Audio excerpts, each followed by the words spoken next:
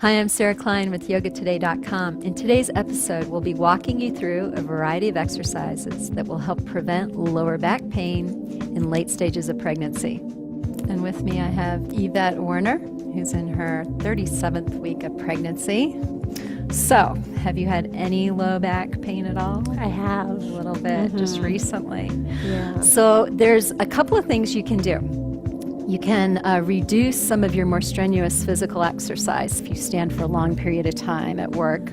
If you walk long distances or climb stairs, you should stop doing that. Another thing you can do is learn more, educate yourself on body alignment and what's healthy. I would suggest that you check with your doctor before starting any of these postures that we'll be practicing today. So Yvette, why don't you come to your hands and knees and bring your hands directly underneath your shoulders, elbows underneath your shoulders. And just look back at your knees, just glance between your knees towards your feet, make sure the knees are underneath the hips. And just like when you're in down dog, press into the second knuckle of all 10 fingers. Your inner elbows are slightly rotated forward, nice. And then you soften the back, draw the shoulder blades together. That looks beautiful. From here, we're going to go ahead and strengthen the abdominals as well as the low back. So let's go ahead and inhale, lift your left arm and extend your right foot out. And Yvette is balanced, she's strong. But if you at home can't lift your back right leg, you could just place your right toes on the floor. Demonstrate that. There you go. Just spending a couple breaths here. Then on the exhale, let's go ahead and switch. So it's a nice smooth transition. Inhale, reach your right arm out and your left leg back. And then exhale, switch. So the exhale, you come down.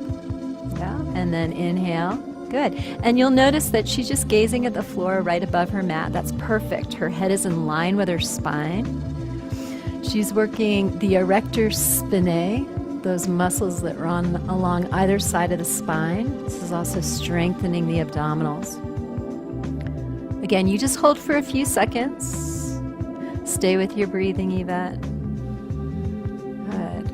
And just one more time on either side. Very nice.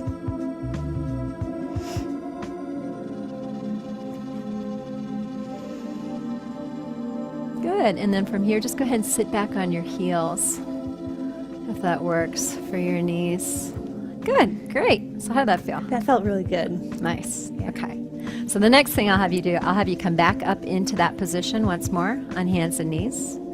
This is great strengthening for the abdominals themselves. And go ahead and engage Mula Bandha, or pelvic floor. For women, this is a Kegel exercise, very important during pregnancy to strengthen that floor.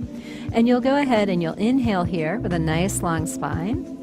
And then as you exhale, you'll round your back like a Halloween cat. Hold for a few seconds. Big stretch now in the low back, this area that takes on this extra weight. And then you'll release back to neutral spine. Good. And again. Rounding the back, holding for a few seconds.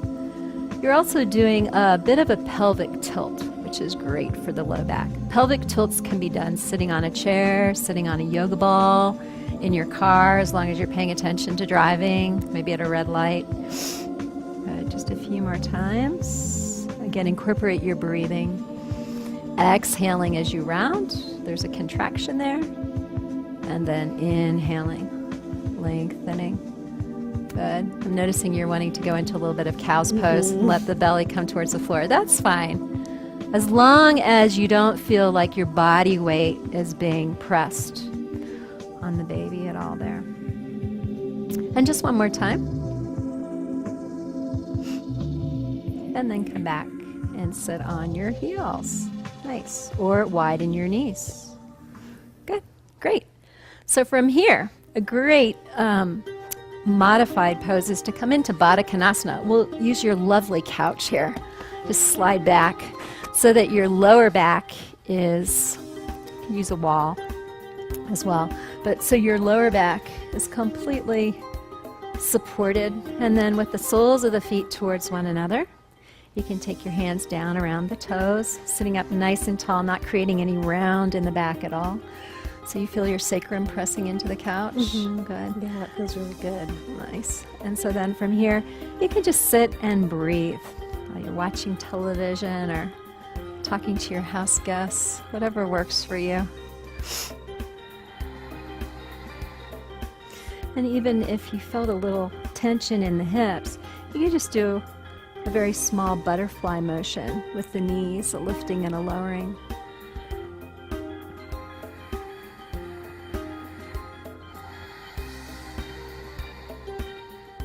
Nice.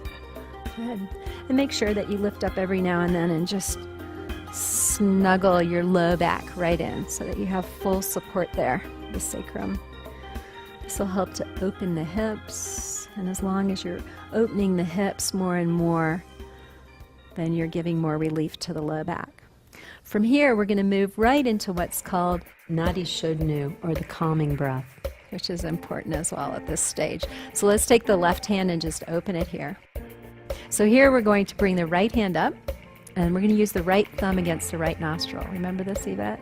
And then we use your right ring finger on the left nostril. So we'll just depress the right nostril, close your mouth, inhale through your left nostril. You can close your eyes as well if you like. And once you've inhaled, switch, depress left nostril, exhale out through the right nostril. Once you've inhaled fully, switch, exhale left.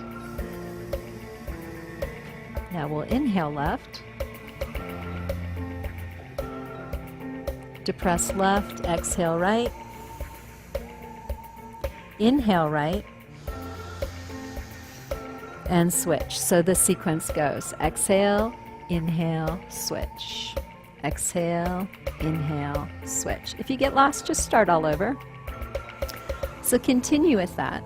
This type of breathing is very calming for the central nervous system. If you're familiar with Ujjayi pranayama, the deep sounding breath in the back of the throat, you can do that now. And as Yvette is breathing Ujjayi, she's producing synovial fluid in her body. And synovial fluid is like the oil for her joints. So this is a very healthy type of breath. With the eyelids down, you could be gazing up towards the third eye, stimulating the pineal and the pituitary glands, the master glands. And just continue.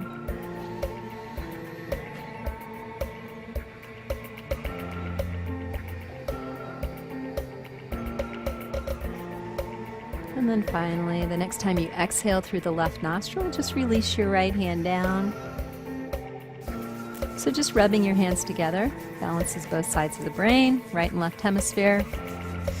Also keeps us warm out here in Wyoming. Yvette, thank you so much. Thank you, Sarah. Good luck with the baby. Thank you for joining us on today's episode. Remember, consult with your physician before embarking on these exercises. Please visit us at yogatoday.com for your fresh daily yoga. Namaste.